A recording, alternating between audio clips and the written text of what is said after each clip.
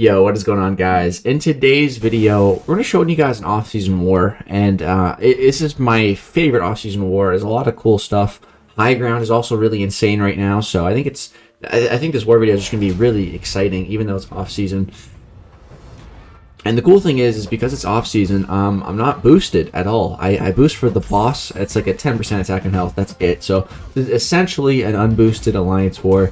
I think I throw in a couple of regen boosts because I have them in overflow. I'm just trying to get rid of them. But yeah, essentially unboosted.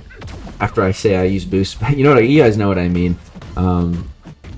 Compared to what I normally do during the season, this is unboosted. You know.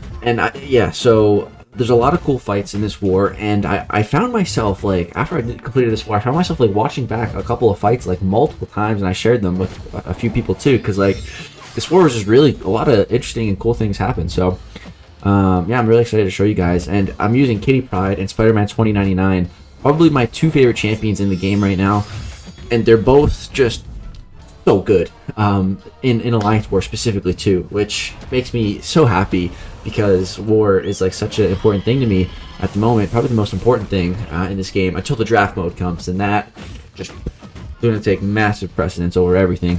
But right now, war is the main focus, so the fact that these two are both really good in war in general, and especially for this season, makes me so happy. More so KittyP for this season specifically. And yeah, I'm really enjoying KittyP. Been playing around with her a lot and watching more gameplay and finding these different ways that I can play her, and it's pretty cool. You guys are gonna see some really cool KittyP fights in this war, especially versus a DragonMan. Some dragon on dragon action. It's one of my favorite fights that I've probably ever done with KittyP. So next up here we have a man thing, and I wasn't actually we actually do get assignments in during the off season right now, and I wasn't assigned this fight, but I was like, it's off season. Like normally in 4 Loki, like if you're not assigned a fight, like you don't take that fight. It doesn't matter if you think you're fine, if you think you have a good matchup. Like if someone else is assigned that fight, don't take it, or you can get in big trouble. I've never, which I don't think I've ever done it. Yeah, I don't think I've ever done it. I always ask if there's like a fight like I want to. I just ask. I'm like, yeah, I think I have a better matchup, or I think I want to try this. And worst case scenario, they say no, and it's all good, you know. But here in off season, I really don't care. There's no way I'm going to get kicked for stealing fights in off season. You know, like there's no way. But it ended up not even being assigned, so I was actually supposed to take it anyway. So it worked out pretty well.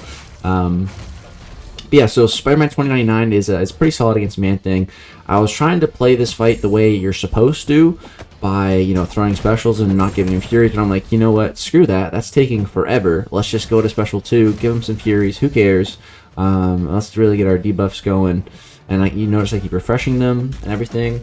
But yeah, SpiderMan2099 is a really good option for Man-Thing because he can't gain buffs, so you don't have to worry about the poisons or anything like that.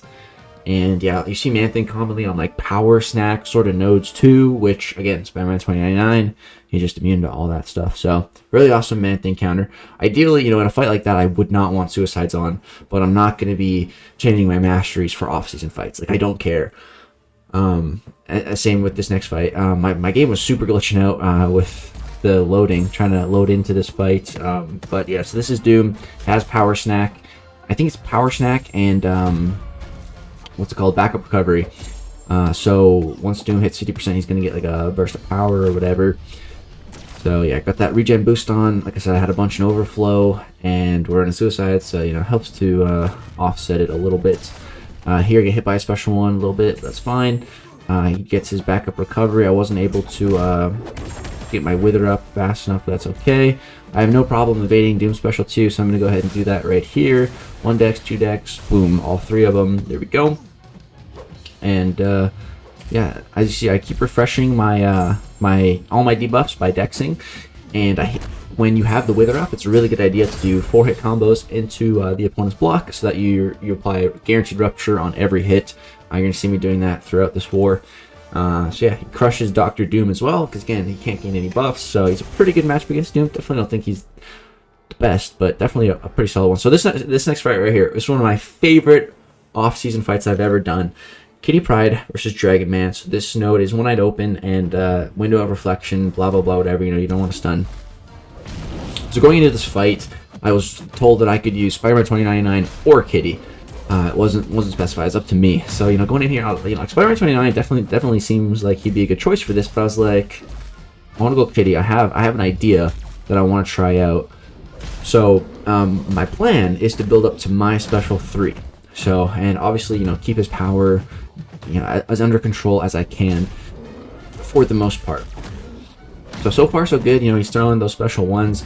We are a little bit against the wall, but it's okay. I'm at over 10 prowess now as well. So here I go for the special 1 bait, and he doesn't throw. I'm like, all right, that's it. We're just going for it. So you're going to see me just push him to his special 3, and I'm going to use my special 3 first. Now this is extremely safe. So you can eat special 3s with Kitty. I had someone ask me this in the comments in my last video. You can, but the thing is, Ghost needs a synergy for it. Kitty has it built in, but Ghost is definitely easier to use 99% of the time. The 1% of the time where Kitty's is easier to use is if you have your special 3. Because with Kitty, you have to dash into phase, but if you use your special 3, it gives you a really long phase time. And if you push them to special 3, right after your special 3, you're totally safe. So right here, he's getting a ton of power, but you can see I can just do it again. Use my special 3 to push him to his special 3, and we'll be, again, getting that long phase time, and we'll just be safe. It's super safe, and I actually really like this playstyle with Kitty. It's actually like a super OP safety net, like, from special 3s. As long as you have your special 3, if they ever get close to theirs, just use yours first, and then you're safe, guaranteed. And the other cool thing about using this playstyle is if you have Tigra, this way you never run out of prowess. So it becomes into a match where you're pretty much only using your basic attack combos, but it's fine because you're in Kitty God mode.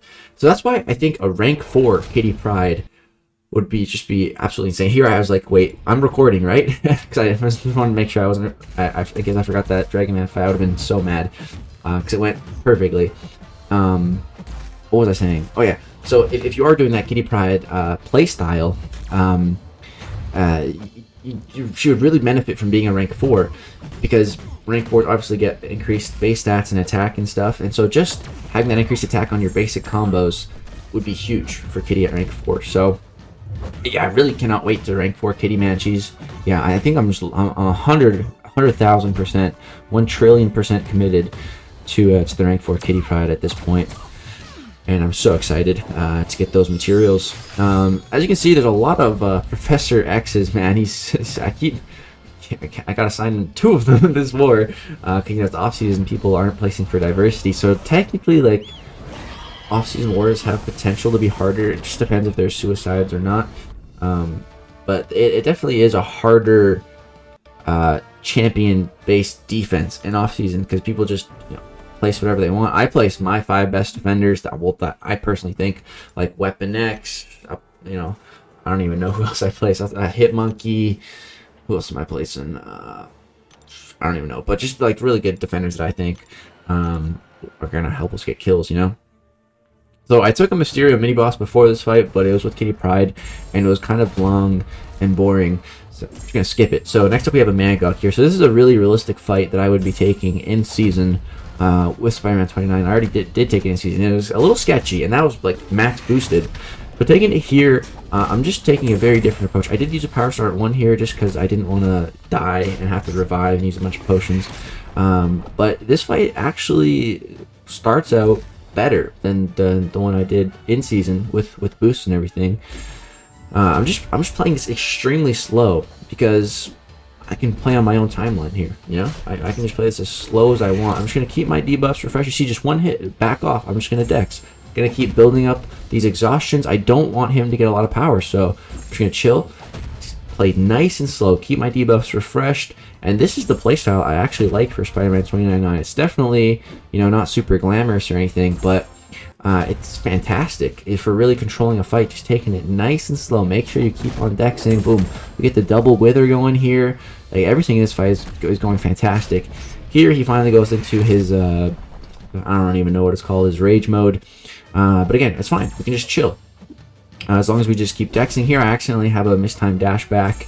But fortunately that unstoppable buff that he had going fell off. so we can go back into the regular fight.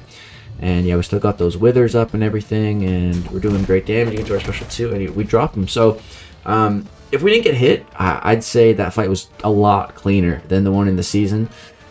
Since I did get hit, I'd honestly still say it was cleaner. It felt a lot better. I also know how to play Spider-Man a lot better now than I did back then. So now we're going to take on a Mojo boss with Spidey99. I've been really wanting to test this because, you know, I soloed, I think it's either 6 for 6 or 6 or 7 out of 7 solo I soloed the Mojo bosses, not last season, but the season prior with Human Torch. I never had a single issue. And then last season, first time I got assigned a Mojo boss, I died with Torch. And it was just because he wouldn't throw a goddamn special. Because I swear to God, Kabam changed AI in one of the last updates. And it's so noticeable, man, I think. I could just be a crazy person, too. But that was a real problem with Torch. And as you can see, I'm having the same goddamn problem again here. He's just not wanting to throw his specials. He's just not wanting to throw. So he gets the special 2. I try to evade it, and I wasn't feeling it. I just wasn't feeling it, and I get hit by it. And I'm taking degen. But the great thing about Spider-Man is that he takes minus 75% damage against True Strike opponents, which is on every War Boss node, so in high tier. So, yeah, even though we ate that special 2, got degen, we're fine. So here, you're going to push him to special 2 again, and now watch this. Watch this, man. He gets, use a special attack prompt, and I'm trying to bait it. I'm trying to bait it. I'm against my wall. He gets another use a special attack. Trying to bait it. He's not throwing it, so I'm like, alright, screw it. I'll just hit into his block, apply a bunch of ruptures. Finally, he throws it. Decks the whole thing, clean as hell, and kill him. So, yeah, that's honestly, like, ridiculous. Like, first of all, I think that was a pretty solid fight, aside from missing that special 2 decks, but we made up for it by evading the next one. But let's just watch that again. Like just watch this, man. He literally has the prompt to use a special attack, which would benefit him, and he just doesn't. Like, look at this. Like, did I forget how to bait a special? Maybe I'm just bad and I don't know how to bait out a special attack anymore. But like, that's ridiculous, man. He gets back-to-back throw special prompts and he doesn't throw it. And finally he does. Like, it's crazy, man. It's crazy to me that the AI is like that. To not want to throw a special that bad. That's not how this game used to be, from my memory. I don't know. It seems weird. But this was a pretty awesome off-season war, I thought. Felt like we crushed it. I love these 2 characters so much. I'm really excited to use them more in the next season. That's going to do it, though, guys. If you did enjoy, drop a thumbs up. I really appreciate it. Let me know what you think of the Kitty Pryde gameplay, playing a little differently. Trying to learn as much as I can about her. And, you know, I want to try, if I see a different playstyle with her, I want to, you know, see how that playstyle works and then use it myself. And if I like it, or maybe aspects of it, just kind of like add that to my Kitty Pryde playstyle until, you know, keep taking from everyone. That's what I like to do with, like, anything in this game. You know, see what other people do. All right, if I think that would benefit my playstyle, you know, add it, parts of it, and just keep adding all this stuff until I have like a playstyle that I really like. So yeah, I think, and Kitty Pryde is so unique that she has a lot, which is exciting.